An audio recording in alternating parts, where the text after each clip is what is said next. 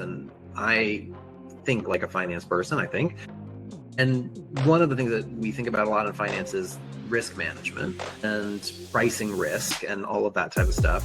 And so I think about this sort of one-step growth philosophy in risk mitigation terms as well, right? Like you are only taking exactly as much risk as you absolutely need to take in order to expand. And the other thing that you said in the very beginning of the conversation that made me think about risk was self-funding, that you use the cash flow from Sophros to fund the expansion in Tampa. And I'm wondering, how did you think about, I would say, sort of like funding generally for growth, but more specifically, how did you decide when was the right time? When was there enough comfort in the stability and the, sort of financial, the risk mitigation at Jacksonville to sort of take on the additional risk of Tampa? Yeah, I mean, I think for me, it was when the cash flow of the business surpassed what I budgeted as the negative cash flow of the new business. So, if you figure you're going to spend $1 million in a year on a new facility, then you need to have $1 million coming in from your existing centers to cover that, plus some working capital coverage in the bank. That was kind of how I thought about it. It's not a perfect science, right? Because what could happen is if you take a dip at the other location, now you're negative, which is a risk that I took. I didn't wait until it was super comfortable. What I waited until was that I felt like if things go as expected, we'll be okay. Yeah. And my thought process was, if they don't go as expected, then I can go out and seek outside capital somewhere. Now, is that a high risk move? Absolutely. I am a classic entrepreneur, so I like risk and I was willing to assume some.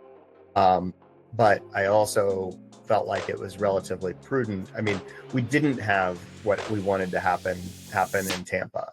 It went slower than what we had thought it was going to go initially. We did have a little dip in Jacksonville. So some of those bad risks did come to fruition. So I had built, clearly I didn't have to raise outside capital. So I had built enough cushion for some of the things to go wrong. I did not have enough cushion for a catastrophic case. However, I didn't leave myself just enough cushion for it to go perfect for me to be okay. Right. I absolutely resonate with that. I mean, I see over and over again. I mean, again, it just goes back to some of these private equity platforms, for example, are just like pouring money into these new locations. And if everything goes exactly right, it's going to be great. But frankly, nothing ever goes exactly right.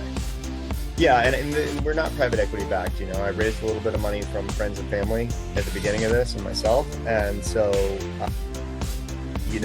we don't have the deep pockets. And I think what that's forced for me is an extra level of discipline. And that discipline has allowed me to maintain quality care. It kind of acts as a natural governor to overly expanding. I can't expand until everything's running well. And I think that's a good moral compass anyway, which says expand, get it running well, expand again, get it running well, expand again, get it running well. And it's this iterative process of growth, level it out, growth, level it out, growth, level it out. And so you don't ever get out over your skis in a meaningful way, or let me rephrase that. You're less likely to. There have been moments when I felt like I was anyway, but it's a natural governor.